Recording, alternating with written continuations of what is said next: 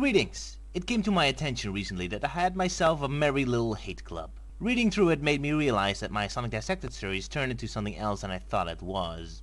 Particularly considering how often the adventure games are used as positive examples and Colors and Lost World are negative examples, I realize taste and opinion have a much larger part here than I mistakenly thought. This show is more about us figuring out why we have an opinion rather than the complete neutral discussion platform I envisioned. So, to make a lame gesture toward fairness, I hereby invite everyone who's irritated by a mistake we made, because heavens yeah, I did say a couple stupid things in previous episodes. I like that Sonic Lost World list was more me trying to be funny than a genuine fair dissection of Sonic's story arc. Or you have a counter-argument or want to bring balance to the force by kicking down my pet favorites and defending Unleashed Colors and Lost World, feel free to send an email to this address. If it's interesting enough, we'll do a thing at the end of each episode where you read some of them. And maybe if you have a really strong story kicking my ass, we may invite you on the show to fight it out right here on stage. No, of course it helps if you actually watch the episodes and pay attention. So, look, what's going on? Well, Sonic Boom is well on its way. It seems they're willing to bring old characters other than the main cast back too. Yep, all the popular characters who've been missing in action for a long time finally returned, such as Allbot and Cubot, and Walrus Chef. Ooh, a Marine the Raccoon! Woohoo! Hey, I like Allbot and Cubot. Oh, but Cubot are more to mark the long missing part rather than the popular part. Thanks for making me explain the joke. I wonder if they'll be redesigned too.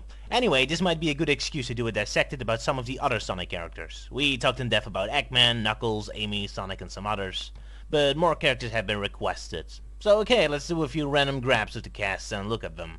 Like how we would use them if we wrote them, if by some freak accident we would have become the official Sonic writers, in either simple stories like the Advance games or the stories that have more meat on them. Like inmates running the asylum, as TV Tropes puts it. Lovely. Well then, so Chapter 16. More Sonic characters. Right, I don't have much to say about every character, but here are some of the often requested characters for us to talk about. First, the Babylon Rogues. I really like the Babylon Rogues. Actually, I don't like them at all. I'm willing to read anything from the script, Roger, but now you're going too far. Pissing off now. Oh. First the hate club now, Luke. My empire is falling apart. The Babylon Rogues. They came right at the time where people got tired of the endless parade of new cool characters. So they got themselves the audience as their enemy before even their first second of screen time. Whoops. Question is, do they bring anything new to the table? Well, they're thieves, and we already had to. Well, they're birds, and we already had an army of them. Ah, good old Tails Adventures. People tell me that game's not canon. Whatever that means. But yeah, my inner nerd, who wants the Sonic mythology to be as interconnected as possible, is annoyed that they aren't part of the Battle Cuckoo army. Oh well, whatever. At least the comics fixed that, so yay, point to the Archie comics. Besides, nobody knows who the fuck they are, so like... Anyway, other unique properties. They're a family unit. Well, okay, that's unique. I don't think we had a family unit in Sonic before. Besides Cream and her mother, then. Well, okay. Though they barely have an active role in the games. So they're still the only active family. Well, okay, besides the Geodics. The only blood-related active family. The Robot family. Okay, so even that's not unique. The last element they have is Jet's rivalry with Sonic. Yay, another character wants to be faster than Sonic. We didn't have enough of those yet. Oh well, it's Sonic's theme, I guess, so whatever. I do like that Wave and Storm are Tails and Knuckles doubles, more than Rouge or Eggman ever were in Sonic Adventure 2. Well, okay, Storm represents Sonic Boom Knuckles more than the actual Knuckles of that time, but yeah, whatever. So, they're dark versions of the heroes, which is probably another reason why they're probably unpopular. They threaten the relevancy of the heroes. Do we really need evil twins? I mean, evil twins are fun, when they confront the hero's own flaws, or complicate their social lives at least. But here, nothing really happens. Just, here's another Sonic, except he's a bit more of an asshole. Because Sonic is always so nice. Here's another inventor like Tails, except she upgrades their gear in an evil way, instead of a nice way or something. And Storm is the evil muscled henchman assisting Jet. Just like how Knuckles, wow, Storm has more purpose than Knuckles, poor guy. I like the idea of evil twins, but the rogues don't really interact with the heroes other than taunting. Penis measure contests. That's the frustrating part of the Babylon Rogues. I love the idea of them, but because they're stuck in a racing game, they can't do much. If they were more in an adventure kind of story, they could be a fun comic relief pirate family villain group. Kinda like Team Rocket from Pokemon, the anime, not the games. Or the Bond family from Mega Man Legends. I love those characters. Often they're much more interesting than the heroes, because hidden behind the comedy and their comedy shtick is often a very strong positive family bond.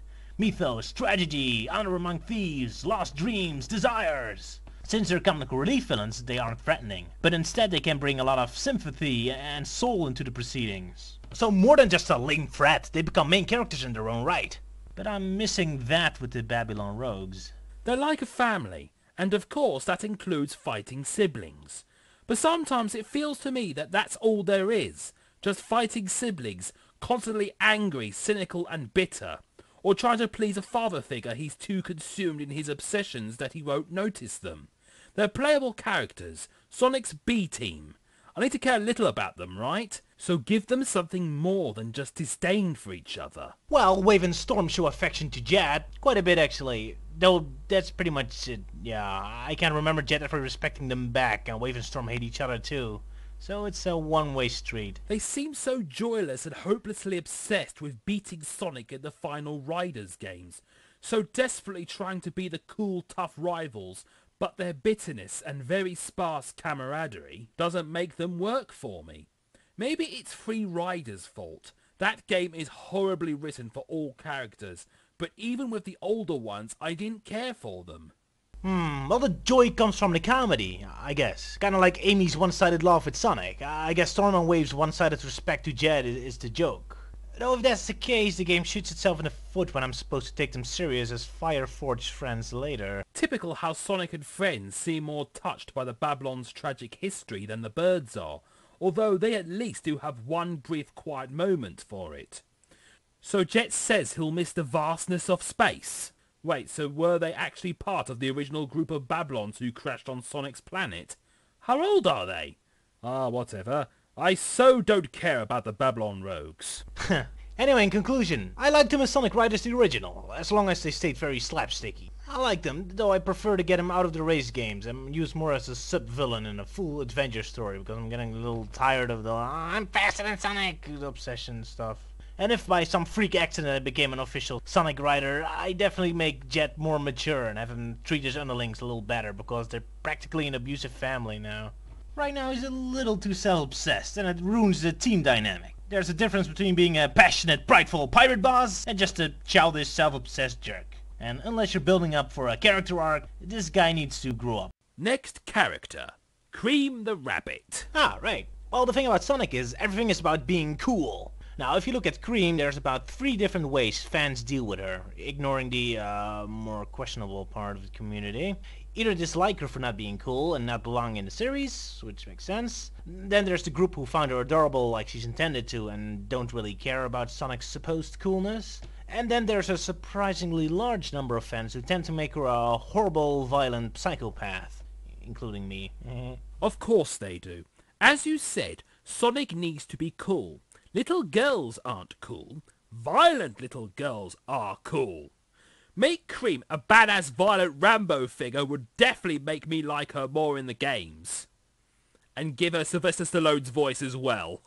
Right. Okay, so if I was a writer for Sega and had to write a story with Cream in it, my first instinct is just to not use her. Or if she has to be in it, she's on the sidelines with her mom as just part of the citizens that need saving.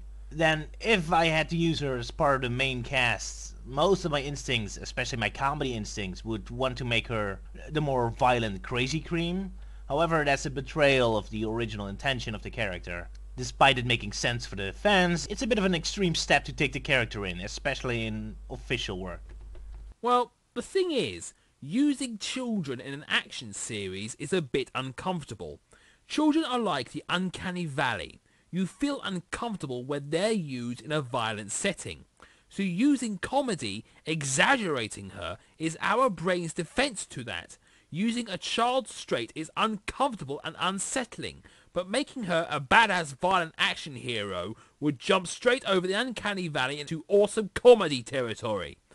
And while technically all the Sonic characters are underage children, With most of them, it's almost like a weird afterthought to make them 10 years old. Cream and Charmy, I suppose, are the only ones who are undeniably written as children. Yep, with most Sonic characters I just ignore the age. Tails is 12 or 13, sure, whatever. I'm sure 12 in Fox years would make him a 40-year-old in human years or something.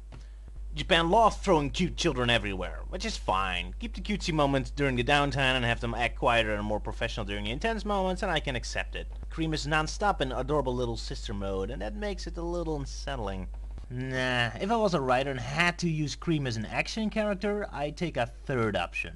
I really like what Sonic Battle did with the character, where Cream was captured by Eggman and almost as a side effect to her escape attempts, causes horrible disaster, humiliation and pain to happen to Eggman, while she's mostly unaware of it. This way you can have a violent Cream and adorable cute Cream at the same time, and you're using comedy to offset the uncanny valley. Sounds about right. But yeah, you got to at least acknowledge the absurdity of having a child in the middle of this dangerous adventure. Just casually putting her there and playing it straight feels wrong. Besides that, Violent Cream does have some merit in the actual games. Super overpowered in Sonic Advance 2, destroying Eggman with no sweat. Although credit goes to Cheese, I guess. Anyway, as just an optional character in Sonic Adventure or something, it's fine, but using her in a full story requires some comedy to make her fit. Another character. Boobs the Bat, Rouge the Tits. I really like her. No, not for that reason. Maybe. There's some interesting contradictions about her. You could say she's the most sexist female character, used as a sex object. On the other hand, she's also the strongest feminine character. Okay, there's Blaze the cat and Shade, but they're more just part of the guys that happen to be female. Rouge gets her strength out of more traditional feminine qualities. Being social, striking deals, being the intermediate character of the team. And besides that, she's even one of the rare Sonic characters that has an actual job. Several, in fact. Yeah, God love she's a thief. A well-known thief. A government spy. Ex-terrorist. Yet also owns a casino. Makes me wonder what kind of idiots even go gambling in a casino owned by a notorious jewel thief. Probably people from Gotham City. Another fascinating contradiction of her is that she's the least trustworthy character, being a double spy and always on her own, yet she's equally the best character you can have as a friend. I mean, hell, you have two violent psychopaths trying to murder each other, and she turns them into a well-oiled teamwork machine in about a 10-second intro video. The Sonic series likes throwing the friendship theme around, but it's characters like Shadow and Rouge that follow this a lot better than the actual heroes. A better track record than Sonic, who, besides Tails or the occasional girl of the week to flirt for him with, gladly throws his friends from the sharks whenever he's distracted. The most complaints Rouge gets, besides fan service, is that she isn't much of a strong presence. But that's actually one of the things I like. If you have a story with only Sonic and Knuckles and Vector and Shadow, the big characters, everyone is essentially a main character on their own right, throwing their weight around. When they're written well, that is. This is why new characters are often so hated, because you have another personality wrestling for screen time. Rouge is fantastic because she's more of an extension of other characters. She's there to give Juan a human face. She's there so Shadow can have someone to bounce off against. Her being a spy, she can be a bridge between different factions. She's the glue between characters, which for a writer can be invaluable. Not to mention, because she's so easily ignored and overlooked, she's the perfect character to spring traps and plot twists with. Anyway, when writing a simple Sonic Advance kind of story, where it's just an excuse to have a bunch of levels, then I'd probably never use Rouge in a simple story like that. Sure, it's easy to write her in, she can always be hunting for jewels or something, but that would cheapen her character. If you really pay attention and read between the lines, you'll discover jewels aren't all that important to her, as she more often uses it as an alibi or an excuse to cover up her real intentions. Sure, she likes jewels, but that's just a small part of her story. So just using her from that angle would make her a parody of herself. She sure is a character of contradictions, and contradicting characters like that are always fascinating. Just like Dr. Eggman. And speaking of Dr. Eggman, let's discuss Eggman Nega briefly. It's kind of amusing in a world where Sonic Recolors are universally hated. Eggman Nega gets very little hate, at least compared to Silver or fan characters.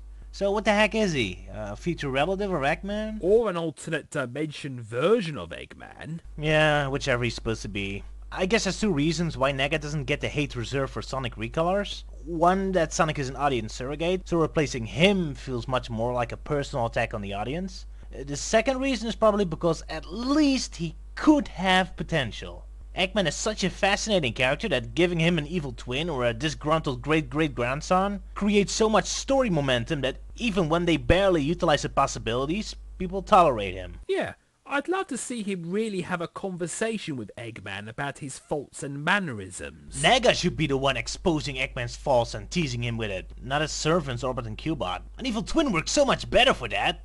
But they don't do anything with Nega. Nothing. He's been in 4 story games. 5. He had a few bits of dialogue in Sonic and Mario the London games too. 5. And they gave him nothing better to do than just talk more polite than regular Eggman. Just using that as a joke offends me deeply.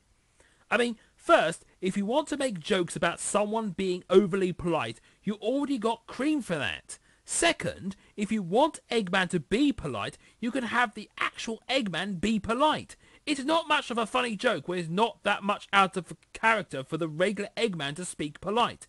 In fact, he's constantly doing just that in Sonic 06. Yeah, and while he's a bit out of character in 06, that's more because he's missing the usual maniacal energy behind the politeness, rather than the politeness himself. Yeah, Eggman loves himself, makes a big deal out of himself, acting amiable is perfectly in character for him. And finally, in order for politeness to be funny, the characters need to be in some sort of social situation. Politeness is about respect and social status. You can only really get comedy out of it on a social platform. In games like Phoenix Wright, it's funny when characters are overly polite or rude because it takes place in a court, a restaurant, or whatever, a place where authority and status are important. So the way people talk and interact is important. But Eggman Nega just stands around on a field with generic, "Haha, you can't stop me and my robot," speeches, so his politeness don't add anything other than just a slightly weird manner of speaking. So, even the one part of Nega the writers do utilize is completely wasted. If I was a writer, I'd only use him if I can really tell a story about him and his relationship with Robotnik. That'd be great. Other than that, I don't want to see him. He doesn't even work as a filler villain. If the story needs a quick side villain for Sonic to fight, I choose Knack, Metal Sonic, the Babylon Rogues. Heck, even Captain Whiskers before I pick Nega. Mostly because every time he shows up as just a random mook, he cheapens himself and the real Dr. Eggman. And cheapening Dr. Robotnik is an unforgivable crime. So, any other characters? Another often requested character is Marine. Oh god. She gives me a headache. Look, I'm a firm believer that every character can work as long as you know what you're doing and you understand what the character is. Again, Sonic is about being cool. Marine isn't really, yet again going for the high energy, cutesy Japanese side. Although at least he's more fitting with Adventure than Cream is, being genuinely interested in Adventure. The problem with Marine is, with comedy that comes from someone irritating the main character, you need to have some counterbalance. Marine can function perfectly as long as she's teamed up with someone who's as dark and serious as she is light and happy. We all remember that bit from the comics, right? Shadow being pissed off at Marine? That's what I'm talking about. Marine is funny when there's someone her energy bounces off against. The problem with Sonic Rush Adventure is that the writer was too much in love with Marine and let her go off uncensored and unopposed. Sonic and Tails didn't provide enough counter energy. Yeah, there's nobody telling Marine to shut up until Blaze comes in, halfway through the story. About time. And worse, Blaze doesn't have enough energy to counter Marine. Instead, she just becomes a mother and tells Marine off. Go to your room, do your homework. I mean, sure, at this point we're all happy that there's finally someone putting a break on Marine. But she's essentially just a whining mother. Come on, Sonic's supposed to be cool, fun, and energetic. I don't want to see grumpy mom-daughter relationships. Right, so team her up with brooding Shadow or more active Blaze. So you got your happy Marine for the fans who want everything to be high energetic and light-hearted. Team her up with a brooding person to bring in more emotional depth and grit for the other fans, and you could strike a nice balance, with both extremes working in perfect comedic harmony. Right, so that's a perfect outcome for a character like Marine, as far as I'm concerned at least. Okay, final characters now. I didn't talk about them much before, so let's look at them a little more in depth now. The Deadly Six. Ugh, speaking of a waste. Right. Usually I maintain the idea that every character could work and have a function in a mythos. If I was an official writer, I would try to stick as close to the original intention as possible. As a writer of a long-running series, it's your duty to the fans and the previous artists to respect the original vision to some extent. Hate to admit it, but the Deadly Six are an exception on both accounts to me. Are they even characters? They're just coloured shapes spouting catchphrases so Sonic can kill them. Well, they are characters. According to the manual on the Wikipedia pages, there's this whole description of them. They are characters, just simple. Too simple. As just punchable bosses, they're fine, but for a 1 hour of cutscene story... The Deadly Six are missing two things for them to work for me. For starters, a basic context. Their neutral starting position. They have no actual home, motivation, purpose in life. They just want revenge on Dr. Eggman. Which they do by continuing the mission Eggman gave them and attack Sonic. They're probably modelled after the Koopa Kids, although the Koopa Kids have more of a foundation to them despite having way less dialogue or cutscenes. The Koopa Kids are siblings, Bowser's children or something, and all of them have some leadership position where they rule a part of Bowser's land with several Koopa Troopers under their command. Family and military rulers, which is already more than I know about the Zetti's position in life. Right. Are they the only Zeti? Are they like a royal house? A team of generals? Family? The last survivors? The guardians of the Hex? Why? What's so guard about floating rocks? From whom? Don't get me wrong, I don't want a giant Star Wars opening crawl worthy of text. Not all my questions need an answer, but darn it, we don't even have a neutral basic starting position. The most vague and confusing bit of Sonic before, the tragedy on Ark and Maria and all that stuff is barely explained too. But at least the basics are there. Scientists, research, soldiers gone mad. Okay, got it. The confusion comes from details, but at least I got a default foundation where it's built from. Deadly Six have nothing. The only thing they interact with are leftovers from Eggman. They work in Eggman's base, if you can call this a base. Continue Eggman's plan, use Eggman's tool, but who are they outside of their relation with Eggman? I don't know. Again, I don't even like big backstories. I don't really care that much about the Babylon tragic history. But we don't need it. The Babylon rogues are the thieves on a pirate ship. Okay, got it. But who the hell are the Deadly Six other than want revenge by doing everything except getting revenge? And lol sandwich. So yeah, to me they're just colored shapes for Sonic to punch. So fine, throw them in as mindless bosses in Sonic Advance 4.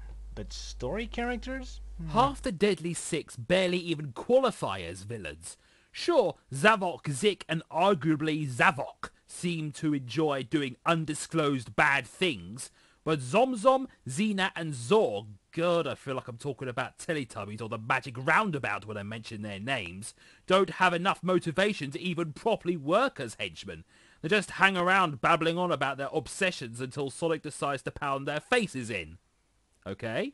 Right, they're just designed as simple bosses. Just get a 10-second intro where they say a funny thing and then the fight starts. Alright. But then they're used as actual characters in actual scenes with actual emotions. Oh. Okay, so what makes a character a character? Not a good character per se, but something, as a writer, at least you can do something with. My trick to get a feel of the character is to put him or her in a situation and see if you can create some sort of narrative out of it without needing additional characters or add things to their personality. Marina Raccoon at the hospital. Marina has leadership aspirations, high energy and a desire to be a hero. So I can easily picture her trying to take over an operation. Espio in the library. Being a disciplined ninja detective, he tried to soak up as much information as possible and go overboard with it, figure some weird new training technique or getting completely obsessed with a weird story because he admired the hero, and all kinds of things come to my head. They have a motivation and a goal in life, a job and a personality that fuels their behavior. This drives the narrative.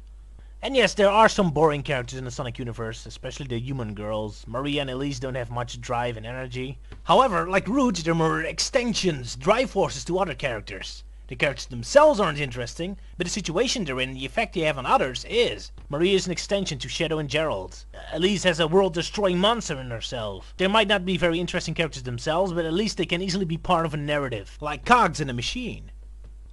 Deadly Six. Zamam likes eating. His goal in life? Eating. His way of doing it? Just doing it.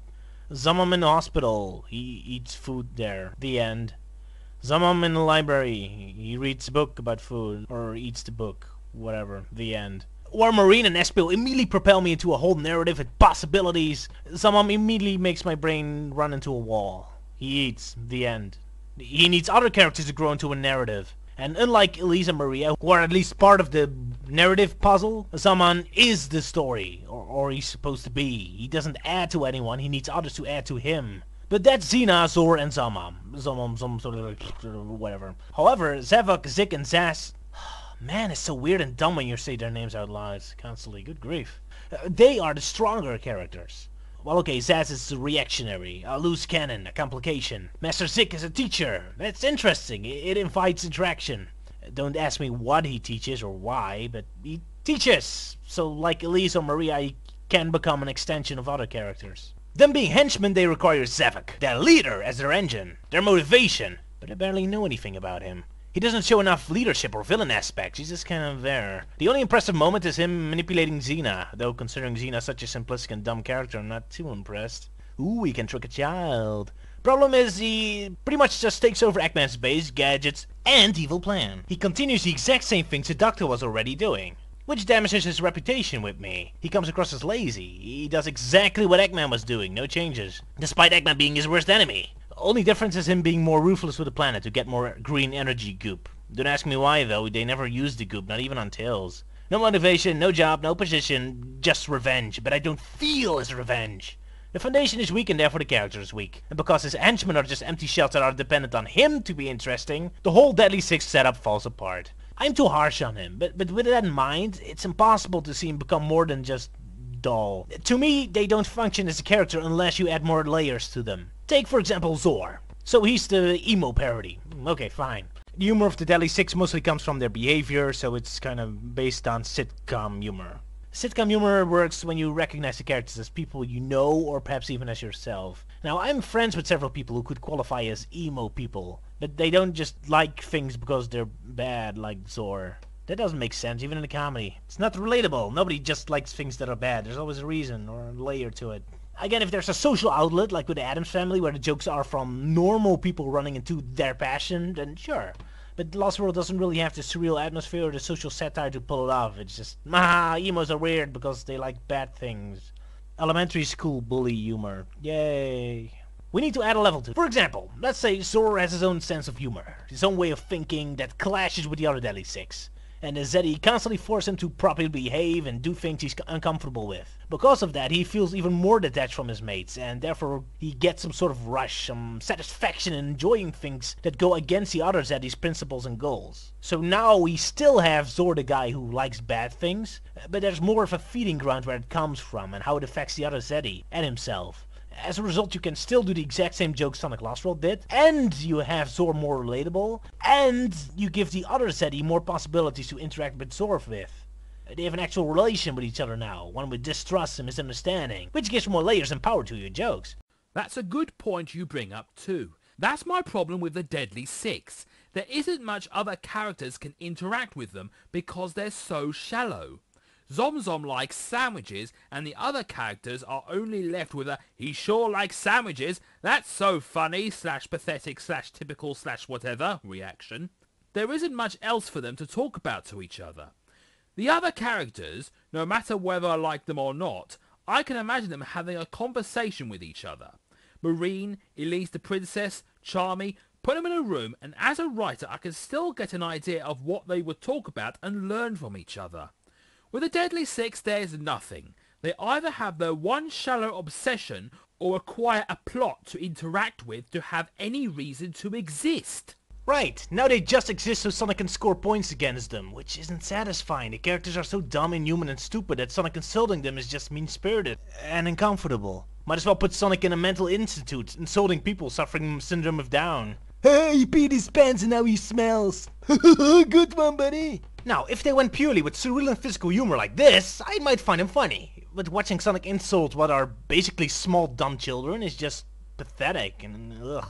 So yeah, if I was forced to write an official story bringing the Deadly Six back, I'd give all of them an extra level of context, a job, a purpose. Zom is not just fat and likes sandwiches, he is their official cook. So besides eating, he's constantly looking for weird ingredients and experimenting in the kitchen. I can imagine them being horrified by the terrible things he cooks and make excuses to avoid dinner or use his failed meals as improvised weapons. Right, give them a job, a purpose. Xena doesn't just do makeup because lol girls, she's a PR person with self-esteem issues or something. Which makes her much more relatable for people, for both personal identification or mocking them, more than just lol girls are gullible, which is only funny when you're 5 years old. Now they have a goal in life, can act upon it and discuss matters with others, instead of just existing.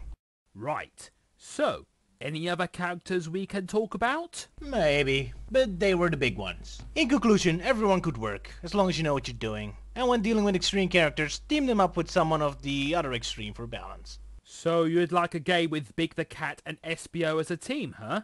Well, Espio's in the middle, a ninja detective, so cool, but because he's obedient to others, he doesn't really push himself to the foreground, like Shadow and Knuckles do. So he's a pretty balanced character by himself. As for Big, I absolutely love Big when he's just a funny background cameo, as he's a great way to relevate the more dramatic and over-the-top violence and action by contrasting it with him goofing off, being confronted that it's still a series about funny animals in the middle of the action, without breaking the fourth wall. But no, I don't want Big the Cat to be a genuine main character. Having giant characters to control is never fun in a platform game anyway.